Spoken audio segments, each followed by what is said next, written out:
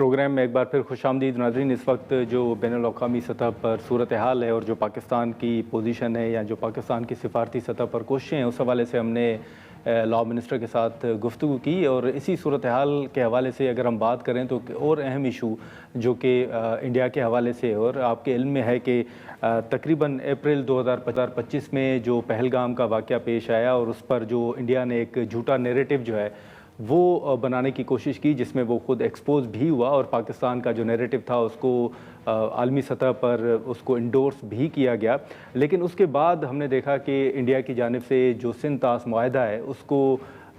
Suspend کیا گیا، اور پاکستان نے بار بار اس حوالے سے اپنا واضح موقف بھی جو ہے وہ سامنے رکھا ہے، اور یہاں تک کہ حال ہی میں صدر زرداری نے بھی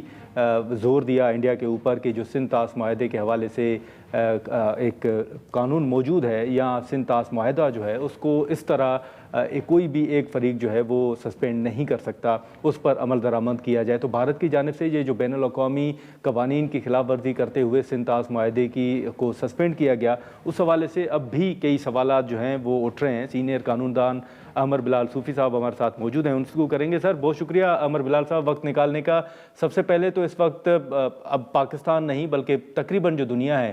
وہ کلائمیٹ چینج کے حوالے سے یا جو اس وقت تبدیلیاں آ رہی ہیں اس سے سفر بھی کر رہا ہے، اور پاکستان بھی ان ممالک میں سے ایک ہے۔ ایسے میں یہ جو سندھ طاس معاہدے کی خلاف ورزی ہے اور اس حوالے سے جو پاکستان کا موقف ہے، اور حال ہی میں آپ نے دیکھا بھی کہ جو سندھ طاس معاہدے کی خلاف ورزی انڈیا کی جانب سے ہوئی، اس کے بعد بھی پاکستان کو کچھ مشکل جو ہے وہ درپیش آئی، یہ کس حد تک حساس آپ سمجھتے ہیں سر یہ معاملہ ہے جو بین الاقوامی قوانین کی خلاف ورزی کی جا رہی ہے انڈیا کی جانب سے؟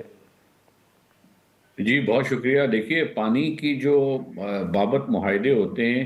وہ ہمیشہ سے بہت حساس تصور کیے جاتے ہیں، اور اگر وہ ایسے معاہدے ہوں جو دریا کے پانی کو ریگولیٹ کرتے ہوں دو سے زیادہ ممالک کے درمیان،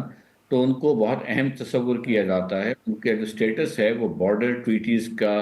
تصور کیا جاتا ہے، یعنی ایسے معاہدے جن کو بہت تکریم کی نظر سے دیکھا جاتا ہے، جن کی سینکٹٹی بہت زیادہ تصور کی جاتی ہے۔ اور جب بھی آپ کسی بھی دریا، چاہے وہ میکونگ ہو، نائل کا ریور ہو، ڈینیوب کا ریور ہو، تو جتنے ممالک اس سے منسلک ہوتے ہیں ان کا رائٹ ٹو لائف، ان کا رائٹ ٹو ایٹ، اور ان کے سٹیزنز کی لائیولی ہوڈ کا براہ راست تعلق پانی کی اویلیبلٹی کے ساتھ ہوتا ہے، اس لیے ان کو انتہائی سینسیٹیو تصور کیا جاتا ہے۔ اسی طرح جو سندھ طاس معاہدہ ٹھیک ہے۔ ہے وہ بھی انڈیا اور پاکستان کے مابین، چائنا سے ہی شروع ہوتا ہے دریا، انڈیا سے گزرتا ہوا پھر پاکستان میں داخل ہوتا ہے، اور پاکستان کے پلینز کو سیراب کرتا ہے۔ پاکستان کے لوگوں کا جو رائٹ ٹو فوڈ ہے وہ ڈیپینڈنٹ ہے اس پانی کے فلو پر، اور ٹائملی فلو پر، سیزنل فلو پر، اور کسی نوعیت کی رکاوٹ جو ہے وہ شدید مشکلات پیدا کر سکتی ہے، جس کو ہوسٹائل ایکٹ کے طور پہ دیکھا جائے گا۔ تو اس معاہدے میں اگرچہ ہم نے 3 دریا ان کو دیے، لیکن جو ریمیننگ 3 دریا ہیں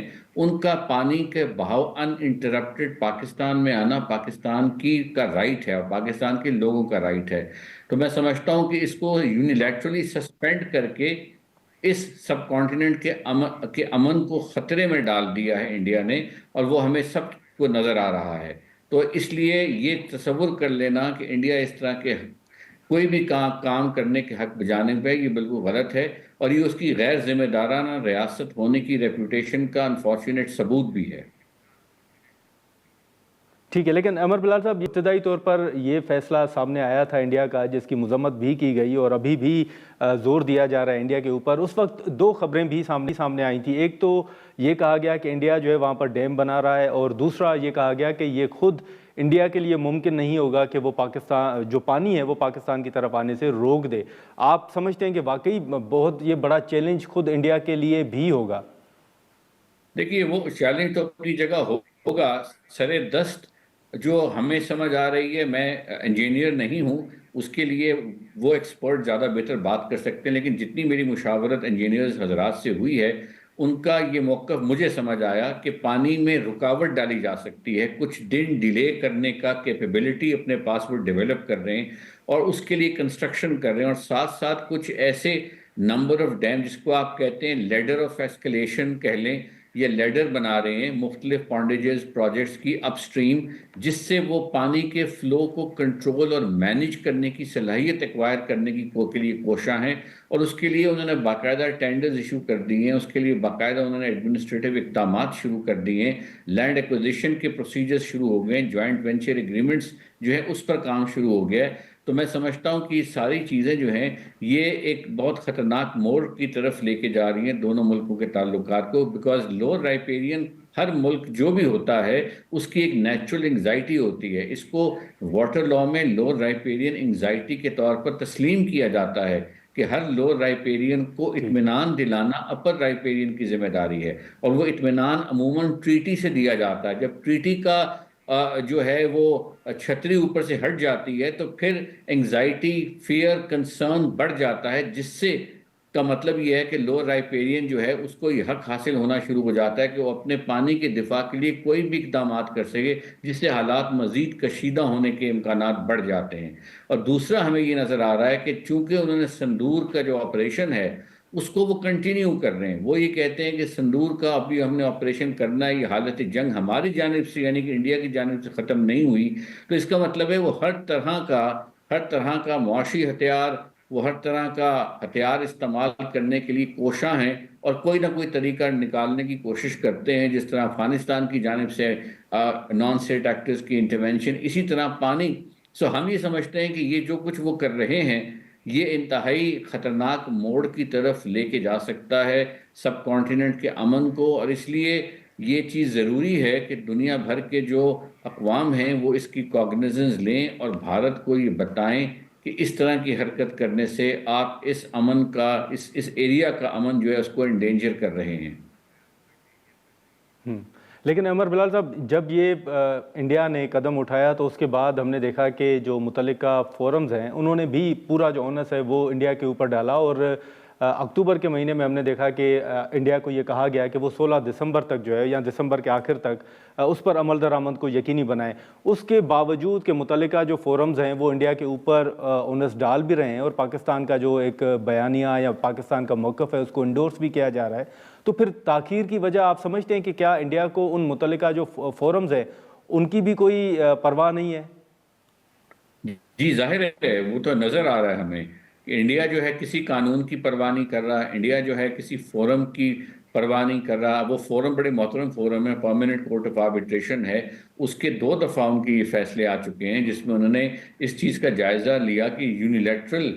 جو ہولڈنگ ان ابینس کا جو آئیڈیا ہے اس کی لیگل منطق کیا ہے، اس کی لیگل بیسس کوئی ہے، اور انہوں نے یہ چیز ہولڈ کی ہے کہ ایسی کوئی لیگل چیز اویلیبل نہ وینا کنونشن میں ہے، نہ ٹریٹی کے اندر ہے، نہ جنرل لا انٹرنیشنل لا میں ہے کہ آپ ایک ٹریٹی کو ہولڈ ان ابینس کر دیں اور ببانگ دہل کریں، اور ان ادر ورڈز خود ایڈمٹ کریں کہ آپ ٹریٹی کو وائلیٹ کر رہے ہیں۔ تو یہ تو بڑی غیر معمولی صورتحال ہے، جسے ہم کہتے ہیں کہ بہت زیادہ نڈر طریقے سے انڈیا یہ چیز واضح کر رہا ہے کہ میں بین الاقوامی قانون کی وائلیشن ببانگ دہل کر رہا ہوں۔ لیکن ان فورم کے ساتھ ساتھ جو ورلڈ بینک کے پریزیڈنٹ ہیں ان کا بھی یہی نقطہ نظر تھا کہ یہ سنگل یونیلیٹرلی ایبروگیٹ یا یونیلیٹرلی ہولڈنگ ان ابینس نہیں کیا جا سکتا۔ تو موقف تو قانونی طور پر ہر ملک سمجھ رہا ہے کہ انڈیا زیادتی کر رہا ہے۔ اب سوال یہ ہے کہ اس زیادتی کو روکنے کے لیے پاکستان نے کوشش کر رہا ہے مسلسل کہ پرامن طریقے سے قائل کیا جائے اور کنونس کیا جائے کہ اس ٹریٹی کو بحال کریں۔ یہی بات پریزیڈنٹ آف پاکستان نے بھی کہی ہے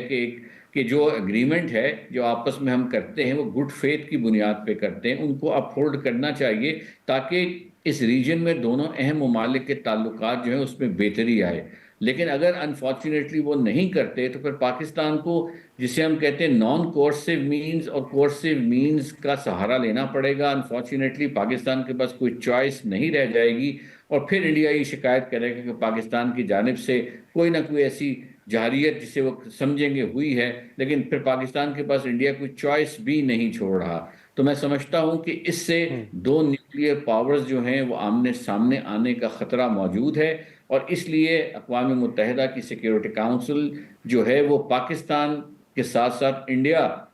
کے ایشو کو سامنے رکھتے ہوئے، واٹر کے ایشو کو سامنے رکھتے ہوئے جو ہے انڈیا کے حوالے سے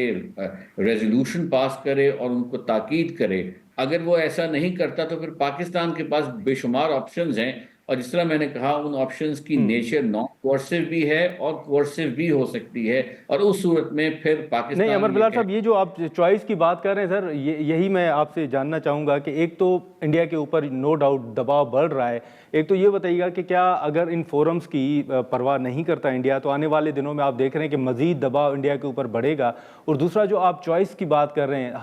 آپ کیا سمجھتے ہیں کہ پاکستان کے پاس کیا کوئی دیگر قانونی آپشنز ابھی بھی موجود ہیں؟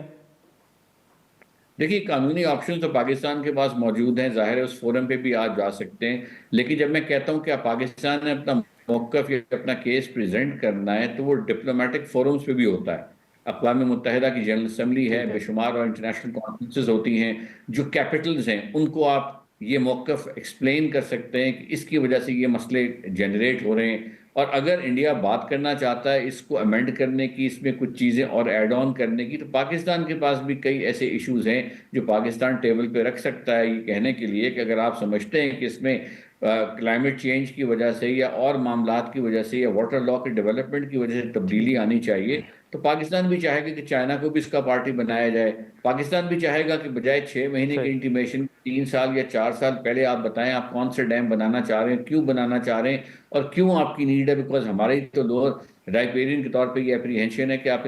اس ڈیم کو، اس پروجیکٹ کو مس یوز کریں گے ٹو کنٹرول واٹر، جو ہمارے لیے فوڈ سیکیورٹی کا باعث بن سکتا ہے۔ سو یہ وہ سب باتیں ٹھیک ہیں ہے، جو پاکستان پریزنٹ کر بھی رہا ہے اور کرتا رہنا چاہیے، کیونکہ ایک وقت آئے گا اگر انڈیا کو یہ بات سمجھ میں نہیں آتی کہ پاکستان ہر قدم پر پروٹیسٹ کر رہا ہے، اور کرنا چاہیے اگر پاکستان نہیں کر رہا، یعنی کہ جس پروجیکٹ کی طرف وہ بڑھ رہے ہیں، جو ڈیم وہ بنا رہے ہیں، جو ہائیڈرو پروجیکٹ وہ کنسٹرکٹ کرنے کی طرف جا رہے ہیں، اس کے کنسٹرکشن کے ہر مرحلے سے اگلے مرحلے میں جب وہ پروجیکٹ جاتا ہے تو پاکستان کو اس پر فارمل احتجاج ضروری ہے، اور اس احتجاج کی کاپیاں تمام کیپٹلز کو بھجوائے تاکہ سب پر یہ واضح ہو کہ پاکستان آبجیکٹر ہے، اٹ از کنٹینیوسلی آبجیکٹنگ ٹھیک ہے، on the development of these hydro projects. چل ٹھیک ہے عمر صاحب، بہت شکریہ وقت نکالنے کا۔ ناظرین، جو اس وقت سندھ طاس معاہدے کی انڈیا کی جانب سے خلاف ورزی کی جا رہی ہے، جو معطل کیا گیا ہے معاہدہ، اس حوالے سے پاکستان کا ایک واضح موقف ہے، اس اہم ایشو پر ہم نے گفتگو کی۔ آج کے پروگرام میں اتنا ہی، اجازت دیجیے، اللہ حافظ۔